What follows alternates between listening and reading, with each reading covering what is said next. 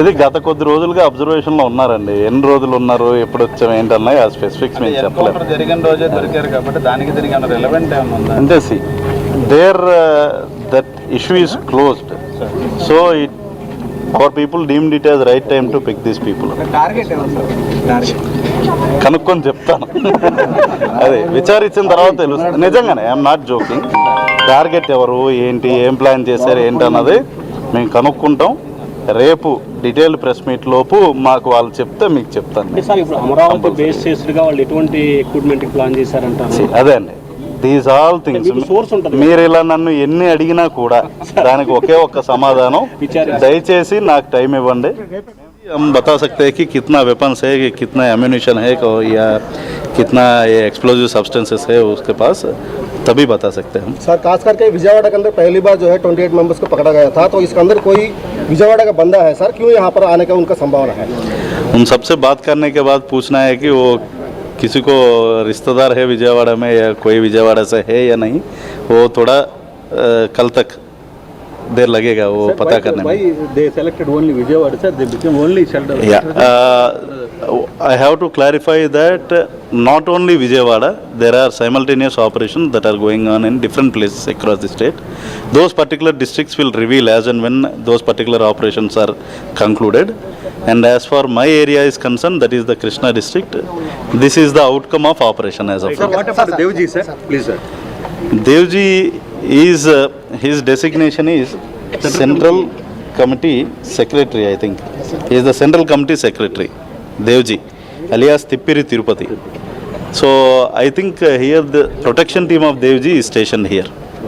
Sir, Okay, thank you.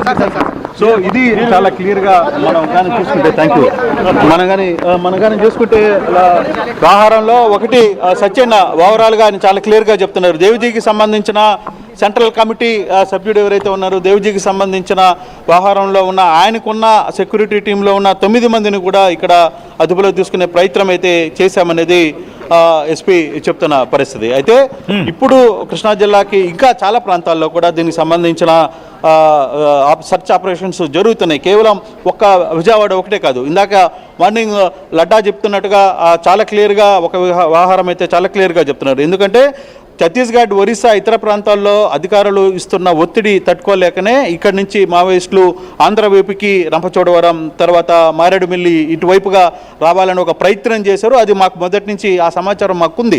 ఆ సమాచారం ఉంది కాబట్టే మేము ముందుగానే ఆ ప్రాంతాల్లో మేము నిఘా పెట్టగలిగాం, సక్సెస్ చేసాం.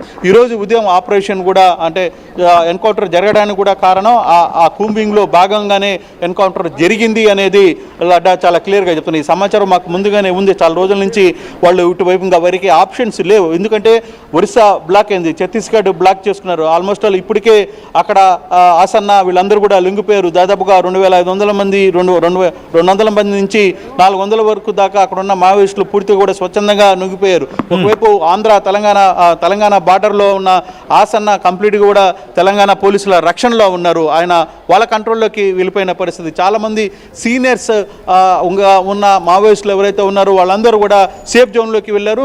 ఎవరైతే లొంగిబాటుకి సిద్ధపడుతున్నారో వాళ్ళందరూ కూడా కంప్లీట్గా పోలీసు రక్షణలోకి వెళ్ళిపోయారు. అయితే దీంట్లో 2 విషయాలు సత్యం మనం చూడాల్సింది. ఒకటి, ఆపరేషన్లో కూడా అంటే కొంతమంది పోలీసుల్ని లొంగిపోవాలనే ఒక ప్రయత్నం చేస్తున్నారు. కానీ దీది కాదు, మావోయిస్టులు లొంగిపోవడం వల్ల ఏమీ జరగదు అనేది ఒక వర్గం మావోయిస్టులోనే 2గా చీలిపోయింది.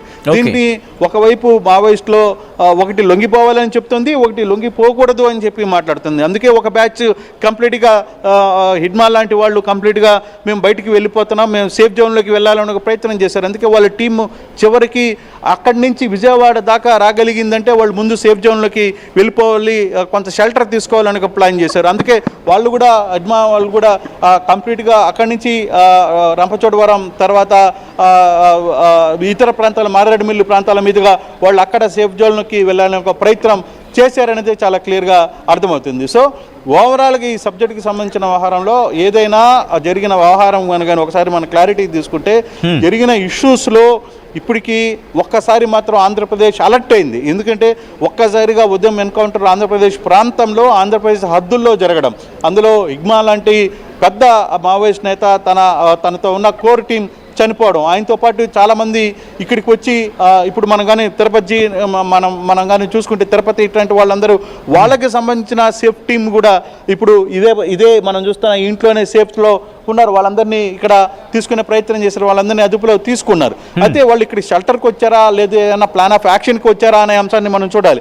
అయితే ఇందాక కృష్ణా జిల్లా ఎస్పీ చాలా క్లియర్గా ఒక మాట చెప్తూ తిరుపతి లాంటి వ్యక్తులు ప్రస్తుతానికి వాళ్ళ టీం మాత్రమే కంట్రోల్ చేయగలిగాం, కానీ ఏం ప్రాంతంలో ఎటువంటి వాళ్ళ ఆపరేషన్స్కి అనేది మాకు ఇంకా సమాచారం లేదు. ఇంకా పూర్తిగా కూడా వాళ్ళతో మాట్లాడాలి, వాళ్ళ దగ్గర నుంచి చాలా డేటా తీసుకోవాలి, వాళ్ళ దగ్గర నుంచి చాలా పరిస్థితులు ఉన్నాయి, వాళ్ళ దగ్గర నుంచి అసలుకి ఆయుధాలు కొంత సమాచారం ఉంది.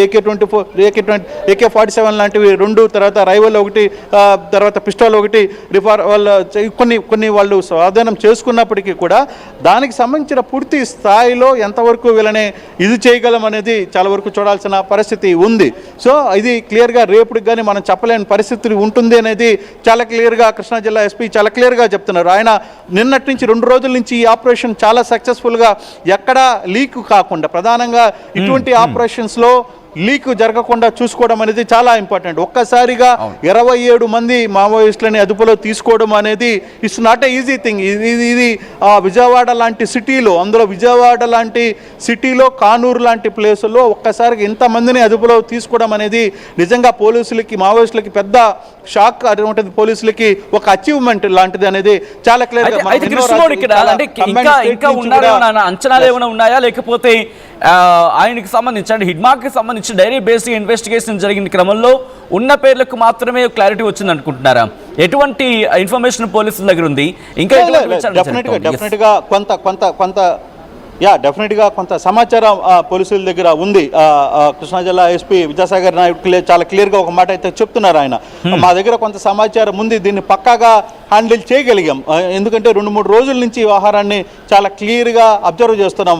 ఆక్టోపస్ కావచ్చు, వివిధ దళాలని దీంట్లో ప్రయోగించాం. ప్రధానంగా గన్నవరం, తర్వాత ఇతర టీం కృష్ణా జిల్లా ఎస్పీ, ఈ ఆపరేషన్ కంప్లీట్గా కూడా కృష్ణా జిల్లా టీం మాత్రమే వర్కౌట్ చేసింది. అందువల్ల ఈ టీంకి సంబంధించిన వ్యవహారంలో ఈ వ్యవహారానికి కంప్లీట్గా కూడా ఆ క్రెడిట్ కూడా వాళ్ళకే వస్తుంది. అంటే బేసిక్గా ఎక్కడో ఒక సానుభూతి పరున్నో లేకపోతే ఇంకొకరినో పిక్ చేయడం, దానికే చాలా హడావిడి జరుగుతుంది. కానీ ఇక్కడ కానూరు లాంటి ప్లేసులో, ఒక పెద్ద పంచాయతీ ప్లేసులో, సిటీకి కొంచెం దూరంగా ఉన్న కానూరు చాలా పెద్ద పంచాయతీ ప్లేస్. ఆల్మోస్ట్ ఈ ప్రాంతంలో చాలా పెద్ద స్థాయి అధికారులు, తర్వాత చాలామంది ఉంటున్నారు ఇక్కడ.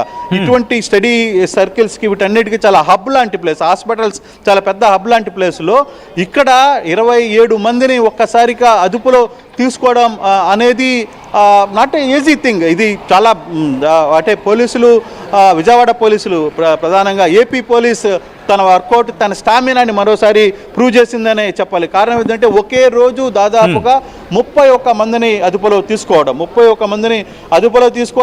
ఒక భారీ ఎన్కౌంటర్, ఒక 6 ఎన్కౌంటర్లో చేయడం ఒకేసారి. అంటే ఒక్క రోజులోనే కృష్ణా జిల్లాలో, అంటే కృష్ణా జిల్లా, కాకినాడ, విజయనగరం, ఇతర ప్రాంతాలు, ఏలూరు, ఈ ప్రాంతాలు మొత్తాన్ని కూడా కంప్లీట్గా ఎక్కడికక్కడ వాళ్ళకున్న సమాచారాన్ని అదుపులో తీసుకునే ప్రయత్నం పూర్తి స్థాయిలో చేసిందనే చెప్పాలి. ఇక్కడ ఇంటెలిజెన్స్ చీఫ్ లడ్డా కావచ్చు, లేకపోతే డీజీపీ కావచ్చు, వాళ్ళకున్న కొంత సమాచారాన్ని ఎక్కడికక్కడ సేకరించే ప్రయత్నం పర్ఫెక్ట్గా చేశారనేది చాలా క్లియర్గా అర్థమవుతుంది. సో ఇప్పుడు వరకు అంటే కంబైన్డ్ స్టేట్లో కూడా మనం కానీ చూసుకుంటే, ఆంధ్రప్రదేశ్ ఉమ్మడి జిల్లాలో పాత రోజుల నుంచి కానీ చూసుకుంటే ఇటువంటి ఎన్కౌంటర్ జరిగింది. 18 సార్లు ఎర్రకోటలో ఎన్కౌంటర్ జరిగింది, సాంబశివుడుతో పాటు అక్కడ 18 మంది చనిపోయారు, వెంకటగిరిలో ఒక ఎన్కౌంటర్ జరిగింది, నెల్లూరు ఒక ఎన్కౌంటర్. కానీ ఇక్కడ ఇటువంటి పరిస్థితుల్లో ఒక్కసారిగా దాదాపుగా 27 మందిని అదుపులో తీసుకోవడం, 27 మంది మావోయిస్టులు, అందులో ఈ 27 మందిలో 9 మంది సెంట్రల్ కమిటీ సభ్యులు